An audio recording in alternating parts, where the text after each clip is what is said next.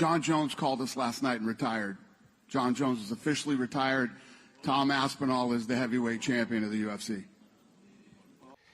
And with that, we have a special breaking news edition here at Post Wrestling. John Pollock, and called in for extra overtime duty here, Jack Wannan, who is here with us. A very long day for Jack, as he was glued to the television for all of the fights happening in Baku. And then, who would have thunk that the post-fight press conference in Azerbaijan would result in the news of Jon Jones retiring from the UFC? Jack, how are you tonight?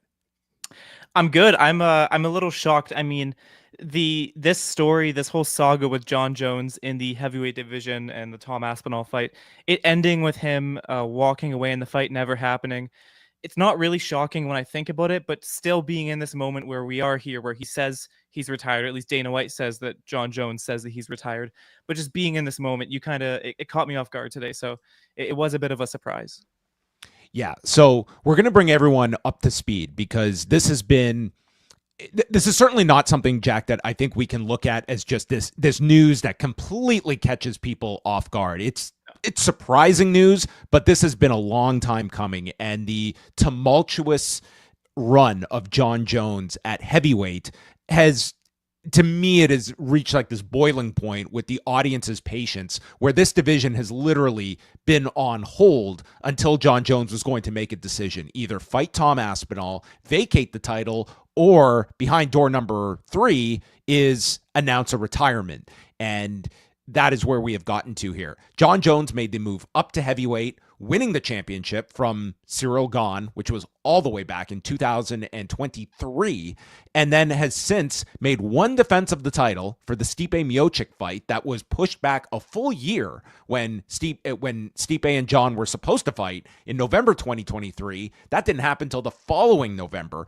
And during this whole time, Tom Aspinall becomes the interim champion, and he has made it very clear: let me fight Jon Jones or name me the new heavyweight champion. Like, he wants to fight, but he does not want this interim label. Further to that has been the reporting from Ariel Helwani that Jon Jones had a figure that he was willing to fight for. And according to Helwani's reporting, the UFC met this figure, and Jon Jones, it seems like that was not enough to get his name onto a bout agreement to fight Tom Aspinall. And then, Dana White has certainly had a lot of leeway toward Jon Jones, but you have sensed in these recent interviews over the last week or two that time is ticking. Jon needs to make a decision, and he makes this. We should state that this is all coming through Dana White at this point. Jon Jones has yet to comment publicly about this. I would sense that he will comment on this at a pretty soon period of time. In a soon-to-be deleted tweet. Well, I keep your eyes on the Jon Jones X account, because it might be there and poof, gone the next. But that is where we are now. Dana White conveying that Jones had contacted the promotion last night, stating he is retiring, and now Tom Aspinall is the full recognized UFC heavyweight champion. This really is just such a wild saga, and I think if there's one way to just sum up my opinion, at least in this whole year plus long issue, it's the word that you used, leeway. I think that this whole time, the fact that we are even in June 2025, and this is where we're finally getting the solution on the Jon Jones Tom Aspinall problem, I think really shows the amount of leeway that the UFC has shown with Jon Jones in this entire situation. And using Dana White's words here, if it is true that Jon Jones is retiring and this isn't a choice that the UFC is making to take the belt off him, that shows that this is not them necessarily putting their foot down in the situation, and it's more Jon Jones riding off into the sunset with his own timing and under his own terms. So I think, you can absolutely give Jon Jones scrutiny for delaying this fight, and if his figure that he put out there was met, not, signing on to that, and you can, criticize him for dragging things along. But I think really the biggest people who deserve scrutiny in this situation is UFC, because they either had to make the fight happen or decide they can't make this fight happen and we got to move on. Because at the end of the day, I get that Jon Jones is one of your most successful fighters of all time, both winning wise and commercially. But you can't run a division like this. No, I think that there have been errors along the way. I don't put all of this on the UFC, but there is definitely blame. Like the UFC, I think they were holding on to their cards with the hopes that this Jon Jones lottery ticket was going to cash out and this fight would ultimately happen. But if there's nothing, there's no better understanding of modern day UFC than there are cards that need to be booked, and there is only so much time that they are going to give because we need a main event for Madison Square Garden in November. This was the expected date that fight was going to land on, and they've got to be, negotiating those fights now, and instead of just waiting around and then we've got to scramble. But like, we have had Tom Aspinall, who is literally, we're coming up on nearly a year since he last fought Curtis Blades. He is in the prime of his career, and this division, like any heavyweight fight occurring right now, has no relevance, has no importance, because this is a division that is in stasis as long as your heavyweight champion and your interim champion are inactive and unable to fight. And that's the only fight to make at this exceptionally shallow division on top of it. Like, this is the only fight to make. Yeah. And now one of those obstacles is out of the way. Tom Aspinall can move forward, but this is, not exactly the most glorious of circumstances when you're looking at Tom Aspinall and Cyril Gahn as your potential backup plan at heavyweight. I absolutely feel for Aspinall in this situation, because there was this is the worst possible end result for him. Being able to face Jon Jones would have been a big payday and would have been a huge spotlight on him. And if he were to win that fight, a ton of credibility will be put on his name that now, with that fight not there, he doesn't really get. And the unfortunate thing is, with that Jon Jones fight out of the way, like you said, there really isn't a lot of good fights in the division. I mean, every time I look at the rankings in the heavyweight division, there isn't a lot of super enticing matchups. It's not a division where you have one option A, option B, option C for contenders. There's really not a lot that I'm interested to see Aspinall do at heavyweight right now. So he's in a tough spot, and I do feel for him that he waited all this time, and all that was for nothing, really. We'll have lots of time to talk about the fallout of this, how it affects the heavyweight division and Tom Aspinall, but let's keep the focus on Jon Jones at the moment. Yeah. And like, first of all, he will turn 38 years old next month. That is not a wild age for a heavyweight. Like, do you believe, but this is also somebody that has the financial stability that many fighters at the precipice of retirement do not have. Like, I don't think Jon Jones is going to be in a position to unretire because of financial pressure. It would be strictly on legacy, ego, or the idea that this is a real sour note that he is ending his career on. Do you believe we have seen the last, I will caveat it, MMA fight involving Jon Jones? We are in a never say never industry. There's been so many situations where someone's walked away and we've said that they're in a financial situation where they're never going to have to fight again. And then we see them fight again. It's happened countless times. And, I'm not going to speculate on what Jones's financial situation is. It's entirely possible that he's set for retirement and can live a comfortable life for the rest of his life. But frankly, I mean, whether it be financial or ego or just wanting to compete, retirements mean nothing in combat sports.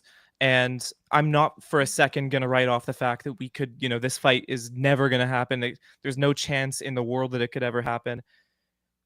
I mean, it makes me sound delusional to say this, but there is a world where this fight could still happen. I don't think that's a ridiculous notion at all. Right, but it makes me sound like almost like an obsessed ex that like wants their like, oh, of course we could get back together. But like, obviously right now the chances seem incredibly slim, but we are in such a never say never industry. I don't doubt for a second that Jon Jones might wake up tomorrow and decide that he actually doesn't want to retire and he's back in the business and they'll just give the title right back to him. I mean, everything is so unpredictable, and Jon Jones himself is such an unpredictable person. So you never really know. Nothing's for certain here. There's a lot of chapters to the Jon Jones career. If we are talking strictly inside of the cage, then it's two distinct ones at light heavyweight and heavyweight. And I think that you will look at him like this is, without any debate, the greatest light heavyweight of all time. And there are many that will argue the greatest fighter of all time. I don't think the heavyweight run is going to diminish that light heavyweight run, but I mean, this has been hardly a glowing move up in a weight class that I don't think these last couple of years, again, we're only speaking inside of the cage, because outside of it, there's about 18 chapters that we can go under with Jon Jones. But immediately, Jack, how do you reflect on this career and how Jon Jones, the fighter, at least is going to be viewed, and how much this last period and this Tom Aspinall fight that never materialized, is that going to weigh on people's view of Jon at the end? You know, his time at heavyweight is going to be remembered as a massive failure, but how much that actually weighs in comparison to the dominance he had at light heavyweight for a long portion of his career, that's a tough question to answer. I think that when people ask who was Jon Jones as a fighter, you will immediately go to the way he just completely had a reign of terror at light heavyweight, and continued to do so upon his return to the division, despite, you know, all this out of cage drama and things like that. You know, it will obviously, it cannot go unmentioned that he had this reign at heavyweight that left a huge question mark at the end of his career. This fight, a huge what if, you know, what if he faced this person, Tom Aspinall, and what would that do to his legacy in a good way or bad way? But, you know, obviously, I mean, his legacy when it comes to success in the cage, I think it was written a long time ago. When you talk about just how successful he was at light heavyweight, you talk about all the chapters he had outside the cage.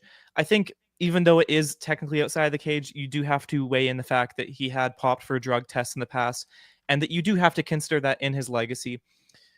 Just more broadly speaking, we talk about all the greats in many different divisions. And, you know, for so many people, he is a shoe-in on their Mount Rushmores.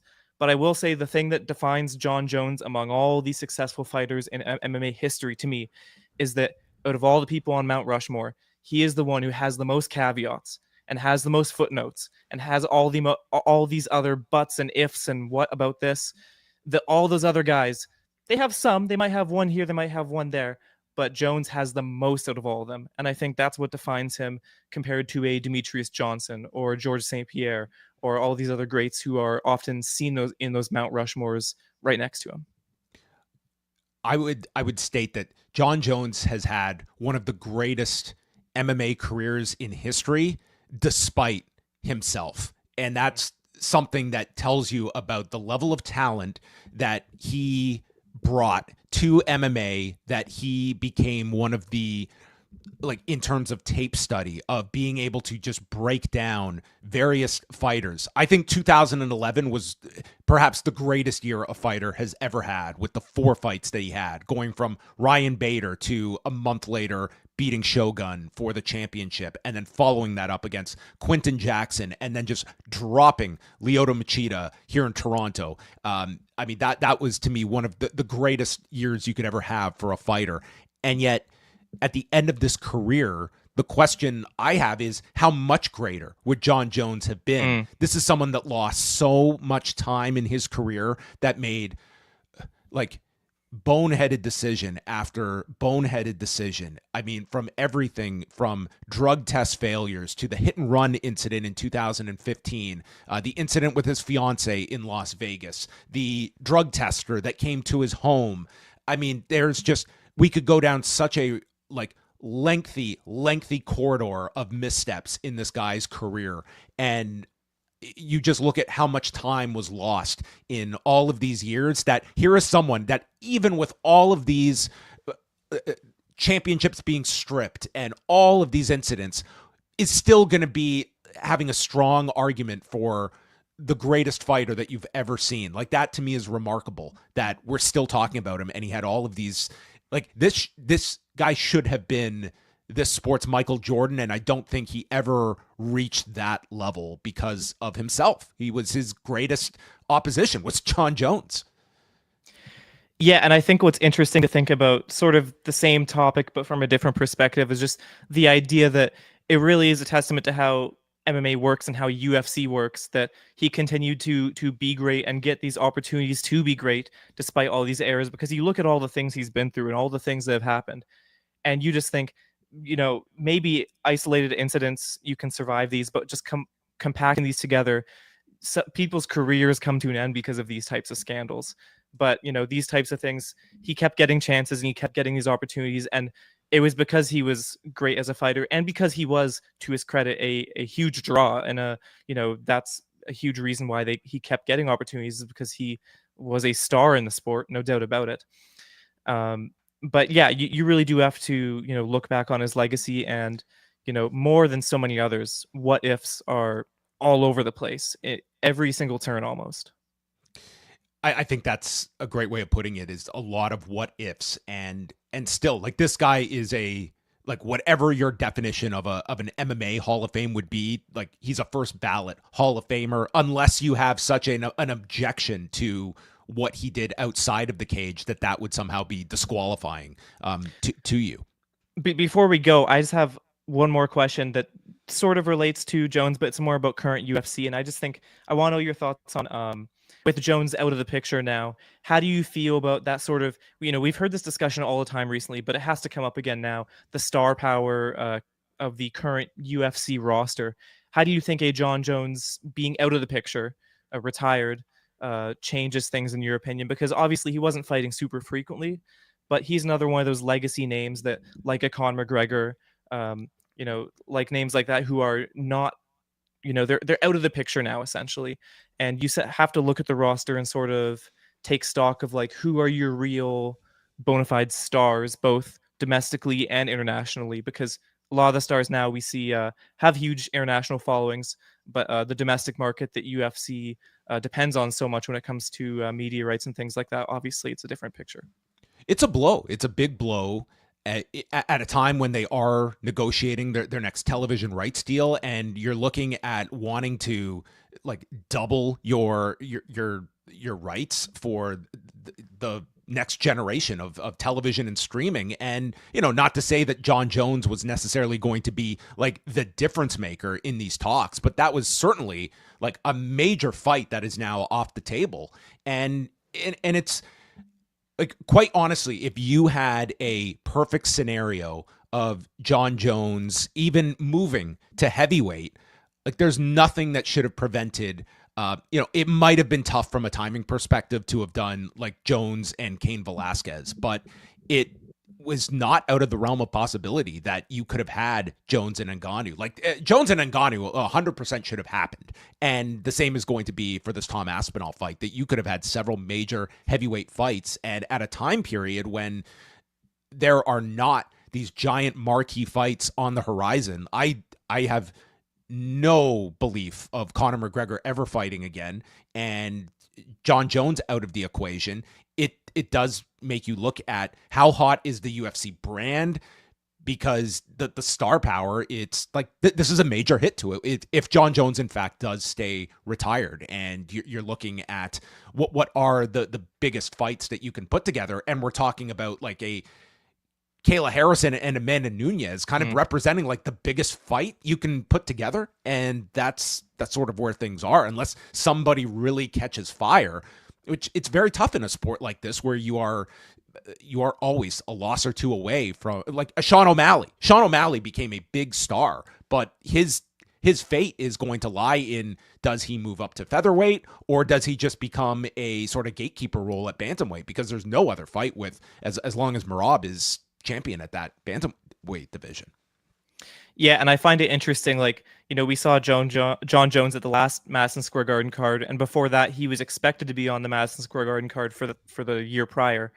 So part of me was almost assuming that if he was to face Aspinall, that would be the card they would try to put him on, now that, International Fight Week is booked up, and, that's the next big pay-per-view. But with Jones out of the picture, I really don't know what they were even going to do for that card. You'd want to do the super fight at bantamweight with Nunes and Harrison, but apart from that, I mean, like you said, when it comes to big fights, another big one's off the board, and there's only so many you can make. it's a big loss. And also, it's just funny that you bring up Ngannou. I mean, the heavyweight division has just had a wacky few years when you think about the whole saga of Ngannou being kicked out of the UFC and that taking a whole year to fully kind of actually finish up, because Ngannou was inactive for a year before getting out of his contract. And then we have this Jon Jones saga, and then, a similar sort of end where things grind to a halt, and then Jon Jones retires and the belt just kind of shifts over. The heavyweight division, which, has one of the longest histories in the UFC out of all the divisions, has had a rough few years. And when you look at the rankings, it's looks like it's set for a few more rough years. We're going to play one more clip from Dana White at tonight's press conference when he was asked about Tom Aspinall being on the sidelines for so long. And here we are now at the conclusion that this fight does not appear to be happening anytime soon. Do I regret the time that I gave him? Yes. Listen, if you look at what he's accomplished in the sport, no. It is what it is. I obviously feel bad for Tom that he lost all that time and obviously money. But, we'll make it up to him. Tom Aspinall's a good guy. He's been incredible through this whole process that we've gone through. He's been willing to do anything, fight him anywhere at any time and do this. And now he's like, I'll fight anybody. You tell me who and I'll fight him. So Aspinall's been great. He's going to be a great heavyweight champion for us. And I'm excited to work with him. Thank you. Thank you. All right. So that was Dana White commenting on Tom Aspinall, who is now the fully recognized UFC heavyweight champion. And we'll start to wind this down, Jack. But as you look back, is there a specific fight of Jon Jones that immediately stands above the rest, just in terms of your memories, and where Jon Jones, if there is that one specific fight that you feel is a defining one for his legacy? Well, it's interesting. When I started first writing about the sport, this was past his prime years, as you would call it. That run in the early 2010s and things like that. But one that really stuck out to me was the rivalry he had with Daniel Cormier. I think what really sold the idea of how he was able to build a fight outside of the cage. And I think what was that whole rivalry, in my opinion, was just so reflective of how much of a star he was, because amid all these outside the cage issues, amid popping for a test, he was such a liked fighter and liked character that he made Daniel Cormier the villain in this rivalry somehow. And I thought that was very striking to me when I first started covering the sport. You have to talk about the classics, Alexander Gustafsson, things like that, the run he went on that you mentioned in 2011. But to me, that rivalry and how it played out both inside and outside the cage, to me was really interesting. Yeah, I mean, obviously you can go through a lot of different fights. I think Daniel Cormier definitely elevated him in terms of that was the opponent that solidified Jones. And Jones on his own was not this like blockbuster draw, but when he had an opponent like a Daniel Cormier, their first fight in January of 2015 was like, that was a massive fight when it finally occurred. And also being there for UFC 200 and all of the drama attached to that was just one of the most wild series of events to fall apart, where this rematch gets blown up just days before Anderson Silva gets tapped in. But it's definitely the Daniel Cormier feud, I think, is the one I will always lean on. And I go to UFC 214 where they finally had the rematch and Jon Jones finishes Daniel Cormier. And on that night, I just felt like this is the greatest fighter I have ever seen. And it was the perfect fight to summarize Jon Jones' career of that high. And several weeks later, Dana White at the Apex noting or reacting to him failing his drug test, and it's overturned into a no contest. Like, what a perfect fight to encapsulate the greatness and the awful of Jon Jones right there in this fight that was, to me, one of his greatest wins, and it's technically not a win on his record. Yeah, it was. I think just that rivalry. It was such a hot rivalry that the rematch between the two got delayed a whole year, and it still was this massive draw as a pay-per-view headliner. So I totally agree with you that was an interesting part of career. And, I think there was some interesting drama in the cage at the end of his career. I remember all the it's mentioned in the chat here in the live chat. His the match that he had against Dominic Reyes, the fight that he had against Thiago Santos. These ones where it was late in his career, and it almost felt like he was really fighting for dear life to keep his reign alive. But yeah, I mean, one of the biggest stars of not just one generation of the UFC, but you could say, a couple generations. And if this truly is him being gone, because like we said, we could be, as we're recording this, things could change. But if this is truly the end, then it is the end of an era for one of the most accomplished fighters in the promotion's history. We'll end this in a minute. I want to address one comment here because I totally disagree with this, respectfully. But this person writes, people act like George St. Pierre didn't do exactly what Jon did. It won't affect his legacy in the long term, only the short term. 100% disagree with this, because with George, this is not the idea that just, okay, Jon Jones wants to retire and doesn't want this fight with Tom Aspinall. It's like, if that was all there was to this, I don't think there would be any disdain over this.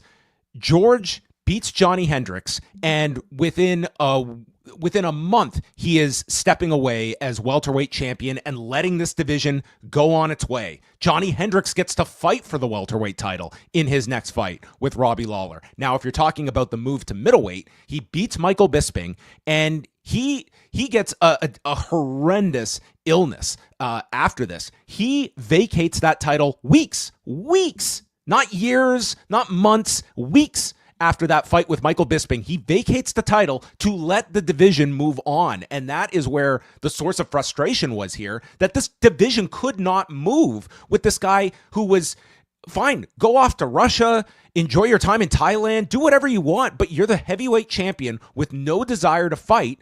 Either vacate the title or accept the fight. Do one or the other. You are more than welcome to retire at this stage. But he held this division up for so long. He prolonged, and this was the UFC's, this is more of a UFC problem of holding on to that Stipe fight. Like, it was a blessing in disguise when it didn't happen in 2023, and it was a sign from the gods to let us just move on. And we waited a year for that fight, where I've never seen a fighter more mentally checked out than Stipe Miocic on that night. And that's what we waited a year for. And that will be our final memory of Jon Jones inside of an octagon. So I completely disagree with this and the George St. Pierre comparison that some will make. I think it cannot be forgotten how this whole recent development took place over the course of 2 years. I mean, just over a year ago, I wrote a column called The Heavyweight Problem, where I talked about how, okay, they're committed to this Stipe Miocic fight. And after that fight happens, then we can finally get to whatever this issue is with who faces Jon Jones next when you make this Aspinall fight, and then what you do with everything else in the division. This was an issue that played out over so long, and the collateral on Aspinall, like Dana White even admitted today, was significant, both time in his career and money-wise. And I do hope they take care of him in some way for doing this. In some way that's deemed adequate by Tom Aspinall, because this has been a huge hit to his career. All right, everyone. We will probably be chatting about more of this coming up this week. I do want to direct everyone. There was a fight card today in Baku, and Jack sat through this bloated card from Azerbaijan. Report is up on the site, and the man is tackling AEW Collision tonight. So, Jack, thank you for taking some time to step out and chat about the retirement of Jon Jones. Yeah, not a problem. All right, that's it for us, everyone. Hey, if you enjoy breaking news editions here at Post Wrestling, do subscribe to the channel, like the video, and leave your own comments about your thoughts on Jon Jones, his retirement, if this is a big stain on his legacy, if this is not, if you feel the opposite as well. Welcome all of your comments as well. That's going to wrap things up for this special breaking news edition here at Post Wrestling.